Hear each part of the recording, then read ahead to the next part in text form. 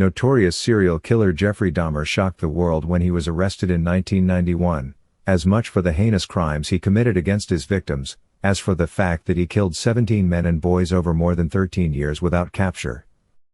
Well-mannered, soft-spoken, and pleasant in appearance, Dahmer barely escaped arrest on multiple occasions during his murderous spree, in which he lured men often on society's fringes back to his home where he would kill and perform acts of necrophilia and cannibalism with their remains, often preserving body parts as mementos. Details of Dahmer's crimes were sourced from FBI files. Watch the special 3-night event, Invisible Monsters, Serial Killers in America, beginning Sunday, August 15 at 9/8 on OND. Here's a timeline of Dahmer's murders, some of the most shocking ever committed in modern history. I always knew that it was wrong. The first killing was not planned, Dahmer told Inside Edition in 1993. I was coming back from the shopping mall back in '78. I'd had fantasies about picking up a hitchhiker, and taking him back to the house, and having complete dominance and control over him. The hitchhiker was 18-year-old Stephen Hicks, Dahmer's first victim.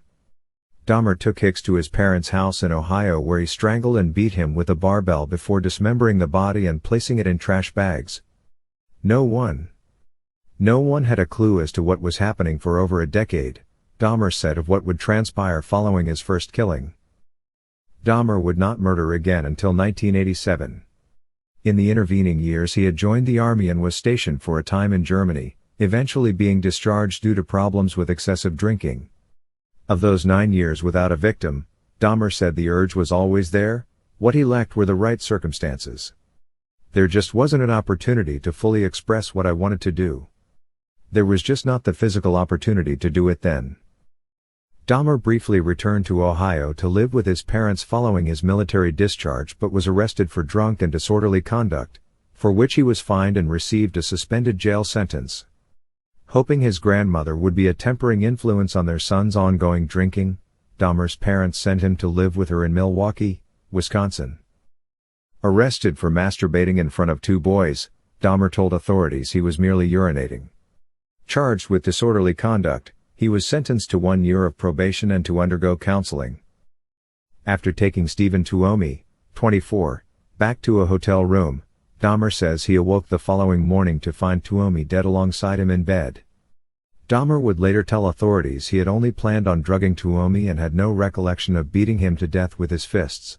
Placing the body in a suitcase, Dahmer transported it to his grandmother's basement where, a week later, he dismembered it and placed it in the trash, except for the head which he retained for a further week before boiling it in industrial detergent and bleach, eventually pulverizing the brittle skull.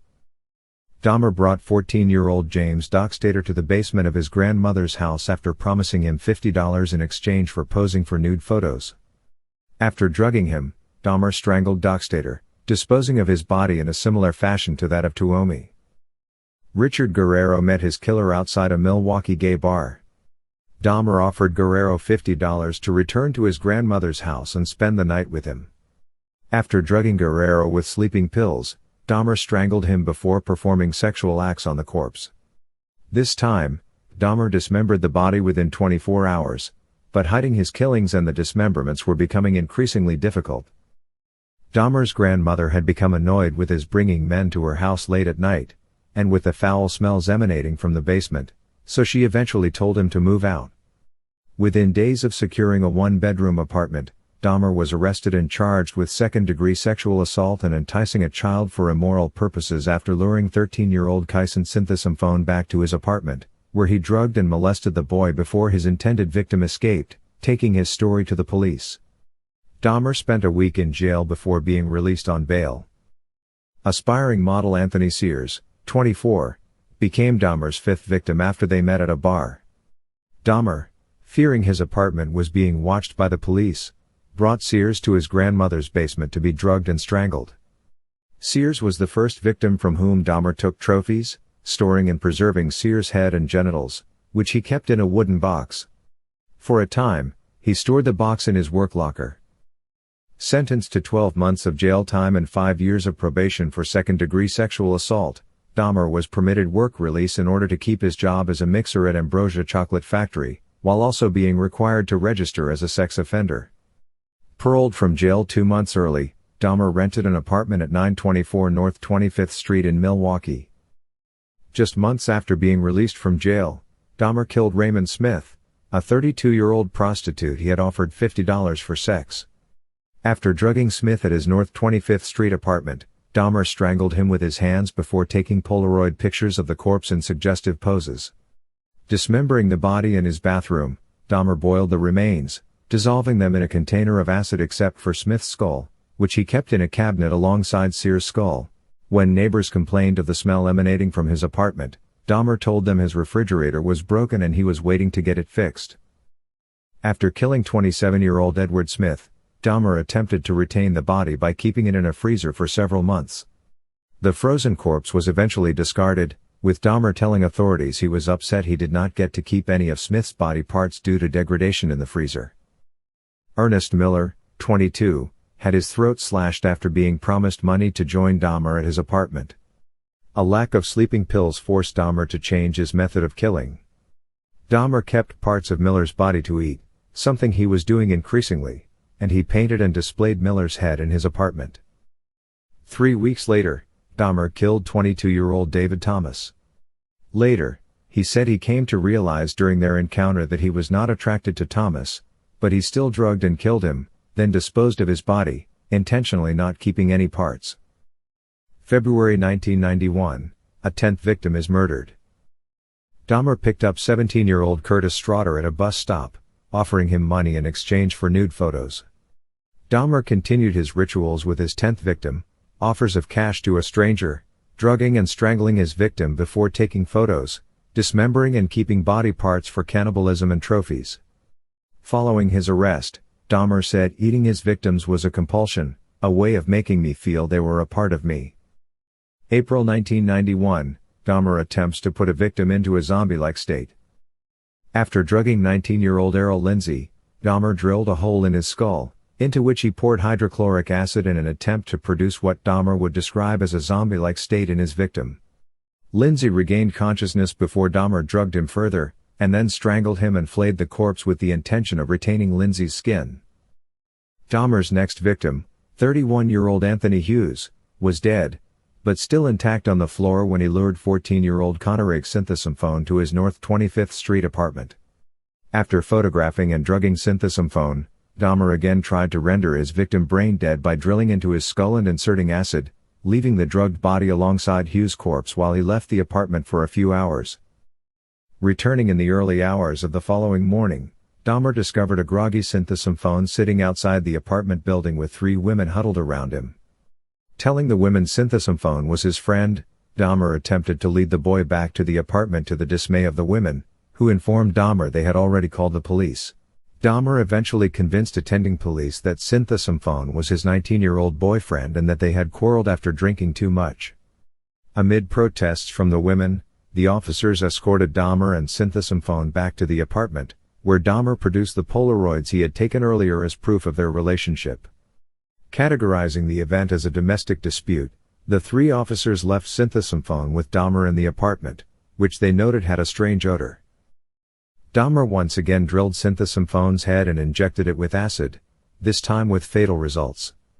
By coincidence, Synthesymphone was the younger brother of the boy Dahmer had molested in 1988, a crime for which he was convicted, though according to Dahmer, he had no idea of their connection. After dismembering their bodies, Dahmer kept the skulls of both Hughes and Synthesymphone. Dahmer met 20-year-old Matthew Turner in Chicago and persuaded him to travel to Milwaukee for a photo shoot. Once again, Dahmer drugged, strangled, and dismembered his victim, keeping the head and internal organs in plastic bags in his freezer. Choosing another victim from Chicago, Dahmer promised Jeremiah Weinberger, 20, a weekend away at his apartment in Milwaukee. Dahmer did not commit the murder until the day following their arrival when Weinberger voiced his intention to leave. Days later, after agreeing to pose nude, 24-year-old Oliver Lacey accompanied Dahmer back to his apartment, where Lacey was drugged and then administered chloroform over the course of a day in an attempt to render him alive, but unconscious. After strangling Lacey, Dahmer had sex with the corpse, storing the head and heart in the refrigerator and the skeleton in a freezer. 4 days after murdering Lacey, Dahmer was fired from his job. The same day, Dahmer lured Joseph Bredehoft, 25, to his apartment, strangling him and laying the body on the bed where it remained for 2 days. He then placed Bredehoft's head in the refrigerator. 2 Milwaukee police officers were flagged down by an agitated man with handcuffs attached to one wrist. Tracy Edwards, 32, told the officers a freak had placed the handcuffs on him and that he had spent the better part of the evening trying to escape from a nearby apartment where he was being held captive. Dahmer had met Edwards earlier that day and persuaded him to accompany him to his apartment. Upon entering, Edwards immediately noticed a foul smell and stacked boxes of hydrochloric acid. Dahmer had tried to place handcuffs on Edwards, succeeding only in fastening one wrist before he brandished a knife, pulling Edwards toward the bedroom where Dahmer said he intended to take nude pictures. Continually repeating he was Dahmer's friend, Edwards waited until his captor had a lapse of concentration, whereupon he punched Dahmer in the face. In the confusion, Edwards fled through the front door, eventually flagging down the police car. Upon their arrival at his apartment, Dahmer invited the attending officers inside, admitting it was he who had placed the handcuffs on Edwards and that the keys were on his nightstand. On entering the bedroom, one officer noticed a partially open drawer filled with Polaroid pictures of numerous bodies in differing states of dismemberment. Brandishing the images, the officer returned to the living room, reportedly saying to his partner, "These are for real." Seeing the images, Dahmer attempted to escape but was quickly subdued by police, who immediately called for assistance. When authorities opened Dahmer's refrigerator door, they found the severed head of a black male on the bottom shelf.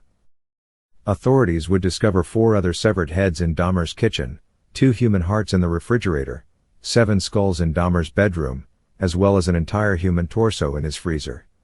Further investigation at the apartment would reveal preserved sexual organs, 2 entire skeletons, severed hands, and a further 3 torsos submerged in acid.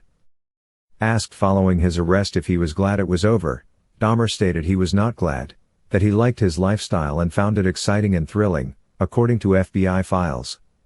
When authorities asked Dahmer if it would be possible to lead a normal life if he were ever released, the murderer responded that the best place for him was a prison, because if he ever got out, he would go right back to the same behavior, including killing.